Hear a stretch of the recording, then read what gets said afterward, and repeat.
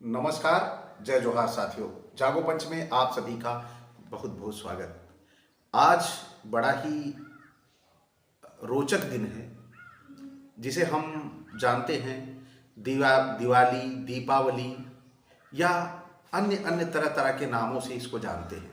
जैसा कि हम सभी को ये भी पता है कि यह क्यों मनाया जाता है, तो आज हम उसी पे चर्चा करेंगे कि जब हम बात करते हैं कि दीपावली मनाई जाती है, आज के दिन राम 14 वर्ष का वनवास पूरा करके अयोध्या लौटे थे, इसीलिए यह दीपावली मनाई जाती है। खुशी के अवसर, ऐसा खुशी का अवसर आता है कि सभी अयोध्यावासी इस दिन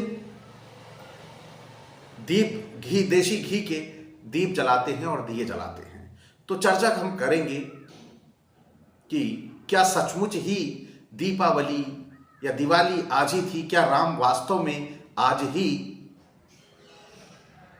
अयोध्या लौट के आए थे? तो इसकी चर्चा जब हम करते हैं तो लिखित में हम यही पाएंगे कि दूर दूर तक आज दीपावली के दिन राम अयोध्या नहीं आए थे। यह एक मिथ्या और गलत जानकारी हमारे समाज के बीच में प्रसारित है। यह केवल इसे यूं कहा जा सकता है कि यह जब मुसलमानों का प्रादुर्भाव देश में बढ़ रहा था तो सभी लोगों को इकट्ठा करने के लिए एक षड्यंत्र के तहत कि सभी ओबीसी, एससी और जो सवर्ण हैं वो एकजुट हो जाएं, इसके लिए इन्होंने ये साजिश रची हो। ये हो सकता है, लेकिन ये कदापि नहीं हो सकता कि राम दीपावली के दिन अयोध्या आए थे। इसके लिए प्रमाणिक तौर पर जानकारियां उपलब्ध हैं, जिसकी चर्चा ये तब की बात है जब प्रमाण के तौर पर हम उसे लेंगे कि जब राम को जबरन भरत की चोरी से राम को अयोध्या का राजा बनाया जा रहा था, उस समय की बातों को अगर हम दृष्टांत में लेते हैं तो जो ऋषि थे, जिसे हम यूं कह ऋषि थे, उन्होंने ऋषि वशिष्ठ थे, उन्होंने राम को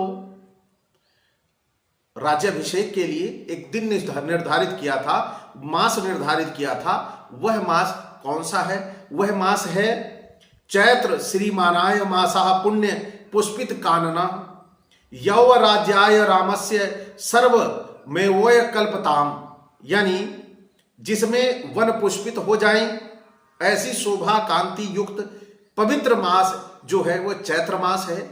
और चैत्र मास में ही राम का राज्याभिषेक करने के लिए वशिष्ठ जी ने कहा था, और इस वशिष्ठ जी ने जो कहा था वह चैत्र मास के दिन ही कहा था, चैत्र मास के महीने में कहा था। और राम को वनवास, जब उनका राज्य तिलक होने ही वाला था, तभी उन्हें वनवास के लिए भेजा गया था।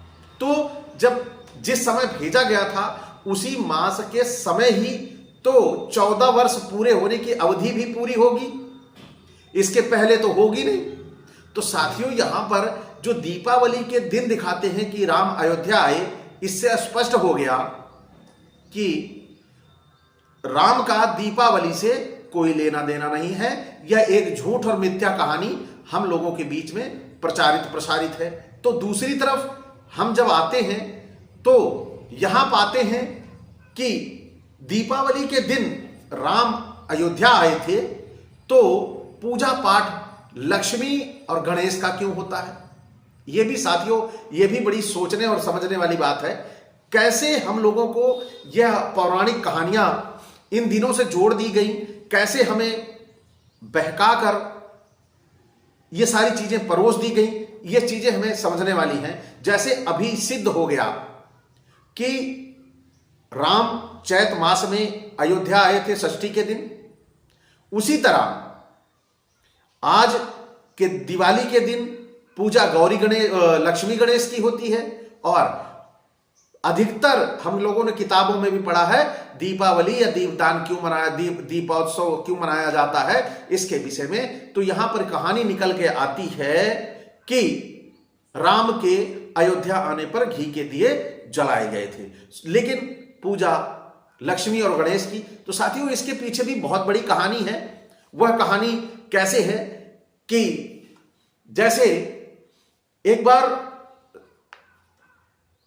जो प्रचलित कहानियां हैं उनके बारे में दो दो एक एक कहानी नहीं है, इसके पीछे कई कहानियां हैं। जो लक्ष्मी और गणेश की पूजा होती है इसके पीछे अलग अलग कहानियां हैं। एक कहानी तो है समुद्र मंथन के तहत लक्ष्मी का उदय। दूसरी तरफ आता है कि एक बार क्या हुआ कि विष्णु जी बैठे हुए थे तो लक्ष्मी ने कहा कि मेरी पूजा क्यों नहीं होती है। तो विष्णु जी ने कहा कि लक्ष्मी, जो पुत्रहीन होती हैं स्त्रियां उनकी पूजा नहीं होती है। तो लक्ष्मी जी बड़ी मायूस होकर पार्वती के पास पहुंचती हैं और कहती हैं कि मेरी पूजा कैसे होगी। तब पार्वती जी कहती हैं कि मेरा ये जो पुत्र गणेश है इसको तुम गोद ले लो, यानी दत्तक पुत्र, इसे तुम अपना पुत्र बना लो, तो इस तरह तुम्हारी पूजा शुरुआत हो जाएगी। तो जब यही दिन था जो उन्होंने गणेश जी को अपना लिया और साथ में ही गणेश लक्ष्मी की पूजा होने लगी। एक कहानी ये हो गई। एक ही दिन को मनाने की तीन तीन कहानियां, और तीनों कहानियां अलग, किसी का एक दूसरे से नाता नहीं। तो यहां पर क्या समझ में आता है? ये समझ में आता है कि वाकई हमें बहकाने का किस तरह प्रयास किया गया है। तो अभी साथ में मैं एक कहानी और भी जोड़ता हूं, जो समुद्र मंथन में आज ही के दिन लक्ष्मी का प्रकट होने का जो समुद्र मंथन हुआ था, उस समुद्र मंथन में लक्ष्मी प्रकट हुई थी। तो इसके पीछे भी एक छोटी सी कहानी है, उस कहानी को भी मैं आपको बता दूं जिससे आपको जानकारी हो जाए कि आखिर कोई भी त्योहार मनाने का कोई एक प्रमाणिक कारण नहीं है इनके पास, सबके अलग अलग कारण इन्होंने प्रस्तुत किए हैं। तो आज समुद्र मंथन से लक्ष्मी कैसे उत्पन्न हुई? एक बार की बात है, देवराज इंद्र अपने हाथी पर चढ़े हुए सैर के लिए जा रहे थे। तो रास्ते में ऋषि दुर्वासा मिलते हैं और उन्हें एक हार देते हैं, मारे खुशी के कि ये अपने गले में पहन लेंगे उन्हें पहनाने के लिए। लेकिन इंद्र अपने अभिमान में इतने मस्त होते हैं कि वह उस हार को अपने हाथी के सिर पर रख देते हैं और हाथी उस हार को उठा के अपने ऊपर से नीचे पृथ्वी पर फेंक देता है, जमीन पर फेंक देता है। तो हाथी निश्चित तौर पर जमीन पर ही रहा होगा, लेकिन अपने सिर से फेंकेगा तो उसे पृथ्वी पर ही कहा जाएगा कि पृथ्वी पर फेंक दिया। तो जब वो पृथ्वी पर फेंक देता है तो दुर्वासा ऋषि थोड़ा गुस्से और बिगड़ैल स्वभाव के ऋषि थे। उन्होंने तुरंत देर नहीं लगाई और उन्होंने इंद्र को श्राप दे दिया कि जा इंद्र, तुम्हारी शक्ति क्षीण हो जाएगी। अब क्या था, देवराज इंद्र अपने महल को लौट आते हैं और धीरे धीरे करके उनकी शक्ति क्षीण हो जाती है। जब उनकी शक्ति क्षीण होने लगती है तो वहां पर वह सभी मिलके जाते हैं ब्रह्मा जी के पास उपाय बताने के लिए कि इसका क्या उपाय निकाला जाए। तो वहां से फिर वो विष्णु के पास भागे भागे जाते हैं। फिर वहां उपाय निकाला जाता है कि समुद्र मंथन ही एक ऐसा तरीका है जिसके जरिए तुम्हारी शक्ति वापस आ सकती है और तुम राक्षसों और असुरों से बच सकते हो, अन्यथा तुम्हारे ऊपर कब्जा कर लिया जाएगा। तब देवता लोग जाते हैं और राक्षसों को मनाते हैं कि हम लोग चलो समुद्र मंथन करते हैं और इस समुद्र मंथन से बहुत सारे रत्न निकलेंगे, अमृत निकलेगा, अमृत हम तुमको दे देंगे और इसमें और भी खजाने निकलेंगे, वह हम सब तुम्हें दे देंगे। इतना कहकर वो राक्षसों और असुरों को बहकाकर उनके साथ समुद्र मंथन के लिए अपनी तैयारी करवा लेते हैं और समुद्र मंथन की तैयारी शुरू हो जाती है। अब समुद्र मंथन होने लगता है और जब समुद्र मंथन होने लगता है तो उसमें धीरे धीरे से एक एक चीजें निकलने लगती हैं। रत्न निकलता है, घोड़ा निकलता है, हाथी निकलता है, इसी तरह उसमें से मतलब बहुत सारी चीजें निकलने शुरू होती हैं। इतने में फिर उसमें से अमृत निकलता है। जब अमृत निकलता है उसके पीछे भी लड़ाई हो जाती है, लेकिन अमृत की बात हम बाद में करेंगे। फिर उसी में लक्ष्मी निकलती हैं, नारी के रूप में लक्ष्मी निकलती हैं और वो लक्ष्मी आज निकली और वो लक्ष्मी विष्णु जी ने उन्हें अपनी पत्नी के रूप में अपने पास रख लिया। और वो आज ही का दिन था, दीपावली का ही दिन था, तो लोग इसलिए दिवाली को पूजा करते हैं। तो लक्ष्मी का आज उत्पन्न होना कहलाता है कि आज उनकी लक्ष्मी और गणेश की पूजा होगी। तो साथियों, यहां पर अभी एक चीज और देखिए, अमृत भी निकला था वहां, लेकिन अमृत के साथ कैसे धोखा किया गया। अमृत को छल से नारी रूप लेके विष्णु ने राक्षसों के हाथ से छीन लिया, जबकि राक्षसों ने उस पर कब्जा कर लिया था। लेकिन यहां पर देखने वाली बात है कि आपने ईमानदारी के साथ बात करके कि हम इसे मंथन करेंगे, उस मंथन में जो कुछ निकलेगा हम बराबर बराबर बांटेंगे। लेकिन राक्षसों के साथ धोखा किसने किया? देवताओं और इन त्रिदेवों ने। तो जब इन त्रिदेवों और देवताओं ने धोखा किया, तो यहां पर गद्दार कौन हुआ? गद्दार तो सभी ये देवता और विष्णु और त्रिदेव हुए। तो यहां पर जब धोखा किसी के साथ हो रहा है और धोखा करने के बाद भी उसे ये राक्षस असुर कह रहे हैं, तो यहां समझने वाली बातें हैं।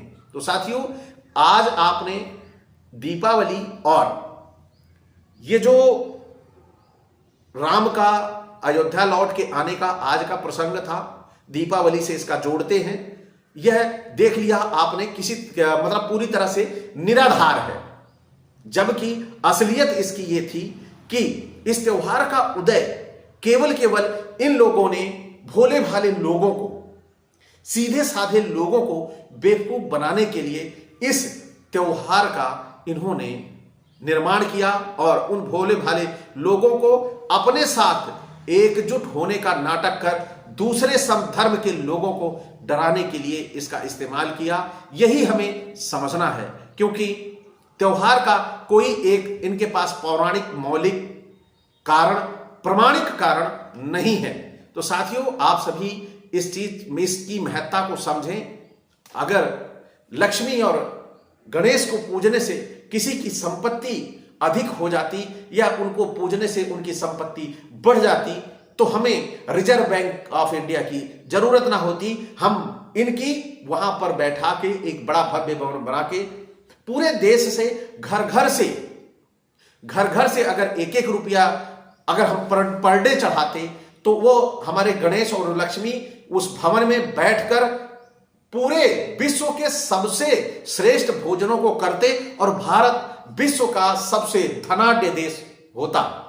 यही चीजें हमें समझने की जरूरत है कि हम अंधविश्वास और पाखंड में ना उलझें। आस्था के नाम पर हमें गुमराह करा गया है, आस्था के नाम पर हमें बेवकूफ बनाया गया है। इन साजिशों को हमें समझना है, और जब तक हम इन साजिशों को नहीं समझेंगे, हम त्योहार के रूप में यानी अपनी हार को बड़ी ही शिद्दत के साथ मनाते चलेंगे और खुशी से हम इसे गाते चलेंगे।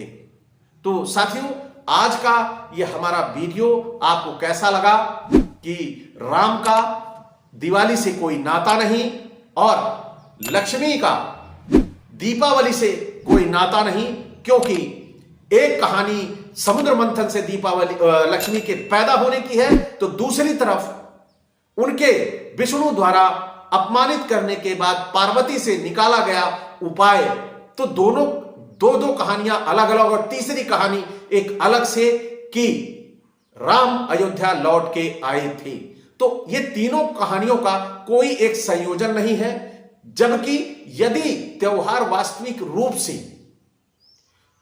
प्रामाणिक होता तो निश्चित तौर पर इस त्योहार को मनाने की एक ही कहानी होती। जैसे इन्होंने विश्वकर्मा पूजा के लिए दिन रखा कि उन्होंने उस दिन विश्वकर्मा के अलावा कोई दूसरी कहानी नहीं है, तो वहां पर विश्वकर्मा की बात तो समझ में आती है, लेकिन वो भी उस महापुरुष के दिन पे रखा जिस महापुरुष ने इस अंधविश्वास और पाखंड की धज्जियां उड़ाई, उनके दिनांक को दिन निश्चित कर दिया, जबकि तब दिनांक हुआ नहीं करते थे, लेकिन वह दिनांक फिक्स है, उसकी तिथि नहीं है बदलती। तो यही हमें समझने की जरूरत है कि कैसे हमें इन्होंने छला है और कैसे बेवकूफ बनाया है। तो साथियों, इसी के साथ आपसे यही एक अपेक्षा के साथ कि यदि आपको आज का ये वीडियो राम का कोई नाता नहीं दिवाली से कैसा लगा, और अच्छा लगा हो तो लाइक करें, और साथ ही जो हमारे नए साथी देखते आए हैं वो चैनल को सब्सक्राइब करना ना भूलें, साथ ही बेल आइकन की घंटी भी दबा लें, जिससे हमारे अगले वीडियो का नोटिफिकेशन आप तक त्वरित गति से पहुंच जाए। इसी के साथ आपसे विदा। जय भीम, जय मंडल जी।